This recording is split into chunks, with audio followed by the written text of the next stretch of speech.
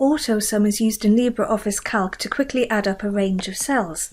All you do is click into the cell where you want the answer, and then up here on the left hand side of the formula you click on the AutoSum icon and choose Sum.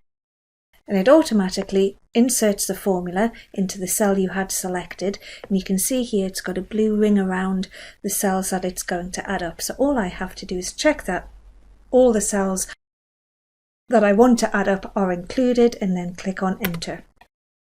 The advantage of using AutoSum as opposed to actually adding up the individual numbers is that if any of your numbers change, if any of your figures change, your formula will automatically update. So if I make some changes, you should be able to see that my formula is updating automatically. You can also copy formulas. So if I put my mouse pointer in the bottom right hand corner of this cell and drag it across, because we want to use pretty much the same formula for Tuesday, Wednesday, Thursday and Friday. The only difference is they're in different columns.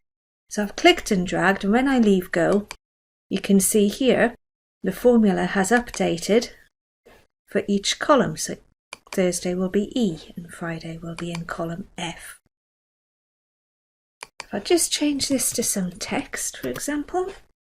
Now if I click into G2 and I want the total for oranges, if I click on AutoSum now, you can see how it hasn't included the figures for Monday because I typed none in that.